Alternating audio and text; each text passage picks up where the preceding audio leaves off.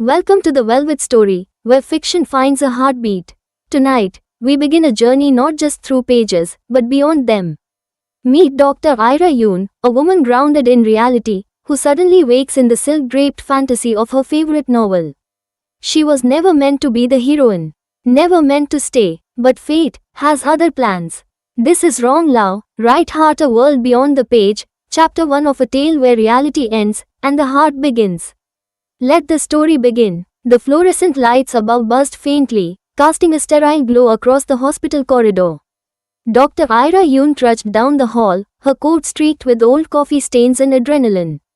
Her 72-hour shift was finally over, and all she wanted was silence, tea, and a moment to breathe. She reached the on-call room, collapsed onto the cot, and pulled her favorite book from her bag, Fated Hearts. Ira had read it a dozen times. She wasn't the romantic type, but something about the story of Aaron Vale and Serafina L., the perfect hero and the golden heroine, kept pulling her back. Maybe it was because it was everything her life wasn't. Magical, intense, fated, but her favorite character wasn't the flawless Aaron. It was Cale Rivenheart, the prince who is going to hold the throne next, who wore his heartbreak like a secret smile. He loved Serafina in silence and gave everything to protect her, even when she chose another. I wish, Ira whispered, her eyes fluttering shut, I could live in a world like this.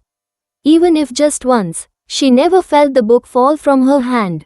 Never heard the buzzing stop. Because the next sound she heard were birds. And the warmth that touched her skin wasn't fluorescent, it was sunlight. She sat up in a bed draped with silk sheets and ornate gold trim. The room was foreign but familiar. Ira blinked. This isn't the hospital, she whispered. Where am I? Then the door burst open. A maid rushed in, nearly dropping her tray. Dr. Lane, Lady Serafina is feeling faint again. The Crown Advisor requests you immediately. Dr. Lane? She stared at the woman. Wait, what did you call me? Dr. Ira Lane, Palace Physician. Please hurry. Ira's breath caught. Dr. Ira Lane, that's me. That's my character in the novel. She was inside the book. Later that day, Ira examined Serafina, who looked more radiant than any real human ever could. The heroine smiled sweetly. Thank you, Dr. Lane. Your hands are so gentle. Ira nodded, her mind racing.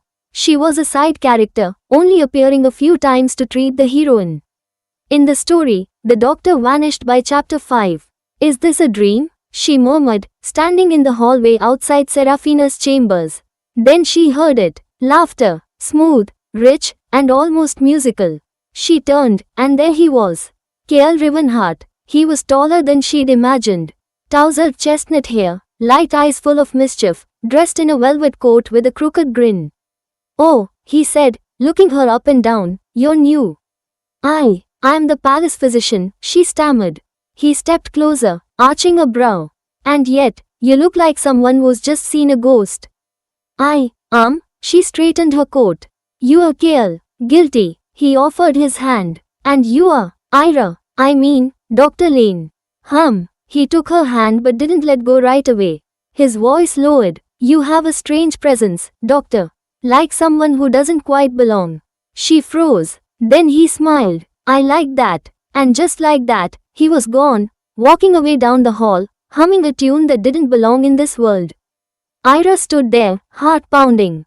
Not because he was handsome, but because the wrong person just made her heart skip. Chapter 2, The Smile That Shouldn't Matter. The morning sun filtered through gauzy curtains, casting soft patterns across the polished marble floor. Ira stood at the window of her guest chamber in the palace, fingers curled around the sill. This is real. She had pinched herself, slapped her cheeks, and even pressed a silver hairpin into her palm. Still here, inside a novel, inside a story that was supposed to follow a script. Aaron Vale and Serafina L., destined lovers. Cale Rivenheart, charming, lonely, and always second best. And her, a doctor with a total of 3 lines in the original novel. She exhaled slowly. Okay, think, Ira, you are not here forever. Just help the story move along. Get Aaron and Serafina together.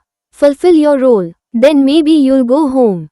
Simple. She nodded, almost convincing herself, until a knock broke her concentration. Ira turned to find a palace servant with a sealed scroll.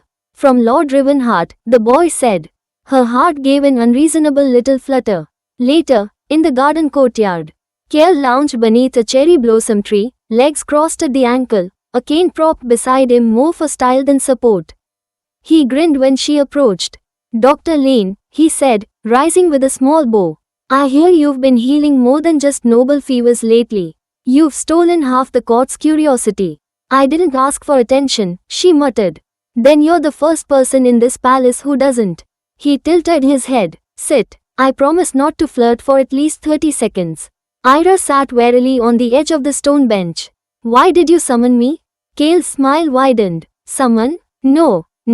Invite. I thought you might like a break from fixing people who don't want to be fixed. She studied him for a beat. You're very different in person. Is that so? He leaned in slightly. Different from what, exactly? From the character who gives up everything, including himself, she thought, but bit back the words. I just mean, you're more persistent than I expected. He chuckled. People often mistake joy for weakness.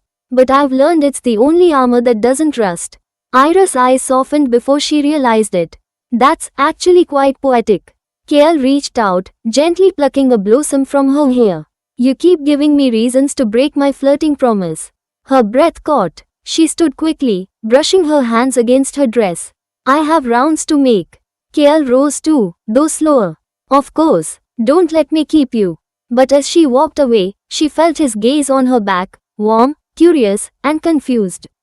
She shouldn't feel anything. Not for him. Not here. You are just a doctor filling space in someone else's story, she reminded herself. But her heart whispered something far more dangerous.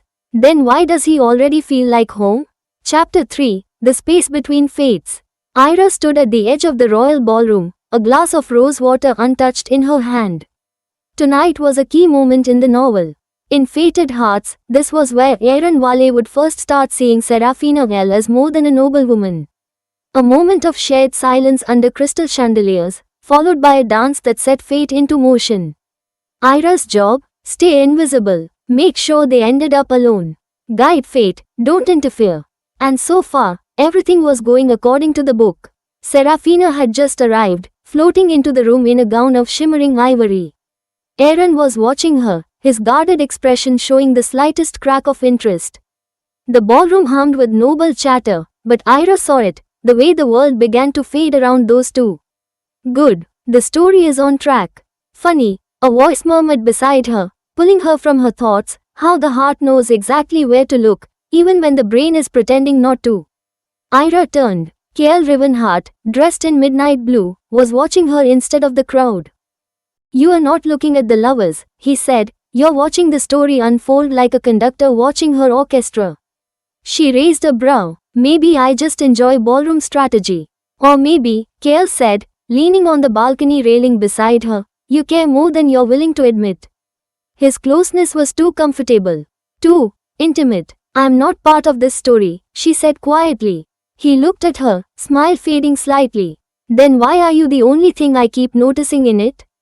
Her breath hitched. He straightened suddenly and offered his hand. Dance with me. No, she said too fast. It's not. I don't dance. Doctor, he said playfully, you stitch people's organs back together but fear a waltz? I don't belong here, she said again. He leaned in, whispering, that's exactly why I want to dance with you. Just then, music swelled, and Kale stepped back, his charm cloaking his moment of vulnerability. You know, he said, turning to leave, the funny thing about fate? She looked up. It has a tendency to rewrite itself when someone unexpected enters the room. Later that night, Ira peeked into the courtyard where Serafina and Aaron stood, just as they were meant to. Alone, close, whispering words meant to stir the threads of fate. And yet, her mind wasn't on them.